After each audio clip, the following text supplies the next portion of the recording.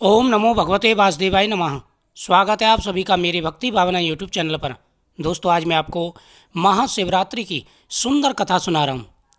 पुत्र धन की प्राप्ति के लिए, हर मनोकामनाओं को पूरा करने के लिए इस कथा को जरूर सुनें। महाशिवरात्रि की पूजा का फल तभी प्राप्त होगा जब आप कथा को सुनेंगे। कथा के सुनने से सभी मनोकामनाएं पूरी हो जाती हैं। भगवान से प्रसन्न होकर के मनवांछित फल प्रदान करते हैं। जब भगवान की पूजा कर लें उस समय शाम के समय इस कथा को जरूर श्रवण करें। फाल्गुन मास के कृष्ण पक्ष की चतुर्दशी को शिवरात्रि का पर्व होता है। फाल्गुन और श्रावण 2 बार महाशिवरात्रि का पर्व आता है और इस कथा को जब महाशिवरात्रि आई तब जरूर सुनें, ताकि मासिक शिवरात्रि को भी ये कथा श्रवण कर सकते हैं।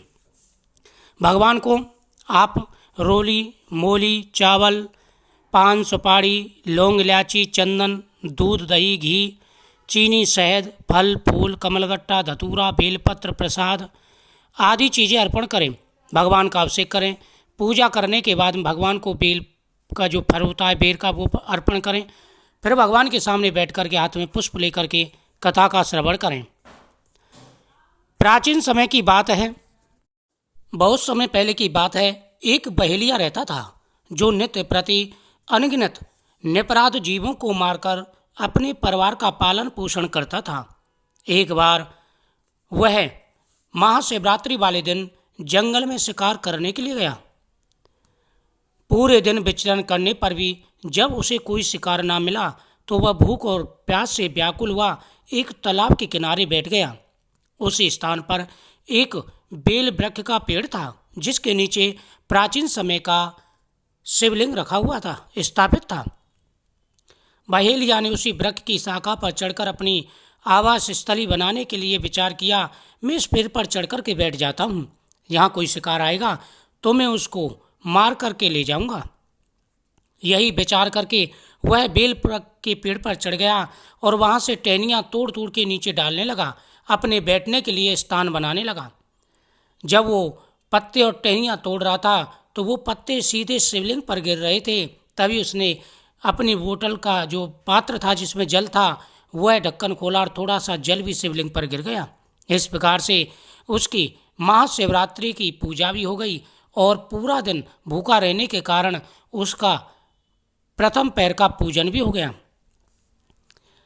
पूरे दिन वह व्रत रहा, भूखा रहा, उसे कुछ भी शिकार ना मिला। इस वजह से उसका शिवरात्रि का व्रत भी हो गया।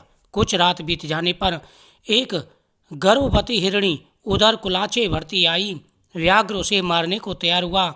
झिझकती भयाकुल हिरणी दीन वाणी में बोली कि हे व्याघ्र, मैं अभी गर्भवती हूँ, प्रसव बेला भी समीप है, इसलिए इस समय मुझे मत मारो, मैं प्रजनन क्रिया के बाद शीघ्र ही आ जाऊंगी। बहेलिया उसकी बातों को मान गया। थोड़ी रात और व्यतीत होने पर एक दूसरी मृगी उस स्थान पर आई।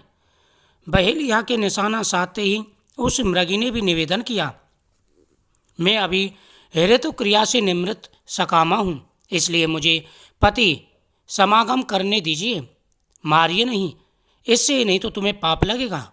मैं मिलने के पश्चात स्वयं तुम्हारे पास आ जाऊंगी। बहेलिया ने उसकी बात को भी स्वीकार कर लिया। रात्रि की तृतीय बेला में एक तीसरी हिरणी छोटे छोटे बच्चों को लेकर के जलाशय में पानी पीने के लिए आई। बहेलिया ने उसको भी देखकर धनुष बाण चढ़ाया। तब वह हिरणी कातर स्वर में बोली कि हे व्याघ्र, मैं इन छोटे छोटे बच्चों को हिरण के पास छोड़ कर के आती हूँ, तब तुम मुझे मार डालना। इसी प्रकार से उस बहेलिया ने तीनों हिरणियों को छोड़ दिया, लेकिन अनजाने में 3 पैर की पूजा उसकी हो गई। पहली हिरणी आई, जैसे उसने उनको मारने के लिए बाण उठाया, उसके बाण की नोक से शिवलिंग पर बेलपत्र के पत्ते गिर गए, साथ ही थोड़ा सा जल भी गिर गया। दूसरी हिरणी आई, उस समय भी उसके बाण चढ़ाने से जो पत्ते गिरे, बाण संधान करने से जो पत्ते गिरे, वो सीधे शिवलिंग पर जाकर के गिर रहे थे। जब तीसरी हिरणी आई तो उसी प्रकार से उसके हाथ से बेलपत्र के पत्ते सीधे शिवलिंग पर गिरे। ना चाहते हुए भी अनजाने में बेलपत्र के शिवलिंग पर चढ़ाने का महत्व उसे प्राप्त हुआ और उसके 3 पैर की पूजा हो गई। प्रातःकाल के समय एक मांसल बलवान हिरण उसी सरोवर पर आया। बहेलिया ने पुनः अपने स्वभाव अनुसार बाण धनुष पर चढ़ाया। यह क्रिया देखते ही हिरण व्याघ्र से प्रार्थना करने लगा कि हे व्याघ्रराज, मुझसे पूर्व आने वाली 3 हिरणियों को तुमने मारा हो तो मुझे भी मार दीजिएगा।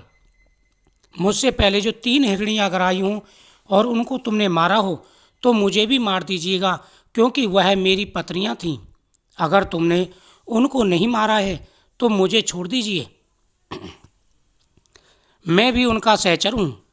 मैं उनसे मिलने के बाद तुरंत ही तुम्हारे पास आ जाऊंगा। हिरण की करुणामयी बाणी को सुनकर बहेलिया ने कहा कि हे हिरण, मैंने 3 हिरणियों को छोड़ा है। उन्होंने मेरे साथ विश्वासघात किया है। उन्होंने कहा था कि हम जरूर आएंगे, लेकिन तीनों में से कोई भी मेरे पास नहीं आई। मैं तुम्हें कैसे छोड़ दूं? अगर तुम्हें छोड़ दूं तो मेरे परिवार का क्या होगा? हिरण ने उससे वचन दिया।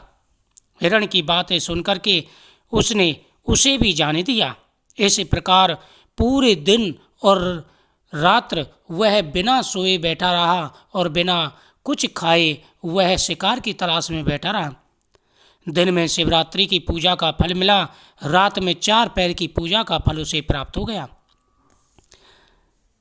इसके गिरने से, यानी जो बेलपत्र शिवलिंग पर गिरे थे, 4 पैर की पूजा अनजाने में उससे हुई थी, उससे उसका अंतःकरण पवित्र हो गया। उसके मन में कोमलता आ गई, उसके सारे भाव बदल गए। उसके मन में उनको मारने का विचार त्याग दिया। भगवान शंकर के प्रभाव से उसका मन इतना पवित्र तथा सरल हो गया, वह पूर्व अहिंसावादी बन गया। उधर हिरणियों से मिलने के पश्चात हिरण ने बहेलिया के पास आकर अपनी सत्यवादिता का परिचय दिया। उनके सत्याग्रह से प्रभावित होकर व्याघ्र अहिंसा परमो धर्म, यानी अहिंसा का पुजारी हो गया। उसने हिंसा त्याग दी, उसने सारे बुरे कर्म वहीं त्याग दिए। उसका हृदय संत हृदय बन गया और उसने हिरण और हिरणियों को जाने दिया। उसकी आंखों में आंसू झलक आए। उन्होंने कहा, मैं क्या कर रहा था? अपने परिवार को पालने के लिए दूसरे परिवार को उजाड़ रहा था। उसके इस विचार से भगवान स्वयं महाकाल वहाँ पर प्रकट हुए। महाकाल को देख करके उसके आंखों से आंसू की धारा बहने लगी। वह भगवान शिव के चरणों में गिर गया, बोला कि हे प्रभु, मैं तो महापापी कामी था, लेकिन मेरे ऐसे कौन से पुण्य थे जिससे आपने मुझे दर्शन दिए। भगवान शिव बोले कि हे व्याघ्र, शिवरात्रि वाले दिन भूखे प्यासे रहकर के तुमने शिवरात्रि का व्रत किया और अनजाने में बेलपत्र के पत्ते तुमने शिवलिंग पर चढ़ाए। बेलपत्र के पत्ते शिवलिंग पर चढ़ाने से तुम्हारी शिवरात्रि का व्रत पूरा हुआ। वही रात के समय तुमने पूरी रात जाग के 4 पैर की पूजा भी की। अनजाने में 4 पैर की पूजा करने से तुम्हारे सारे पापों का नाश हो चुका है। हे व्याघ्र, तुम निष्पाप हो चुके हो, तुम्हारा हृदय संत हृदय हो चुका है। अब तुम जीवन भर हर प्रकार का सुख और वैभव प्राप्त करो। जब अंत समय तुम्हारा आएगा तब तुम मेरे शिवलोक में निवास करोगे। वहीं हिरण हिरणियों को भी वरदान देकर भगवान अंतर्ध्यान हो गए। इस प्रकार व्याघ्र के अनजाने में किए गए पूजा का उसे इतना फल मिला।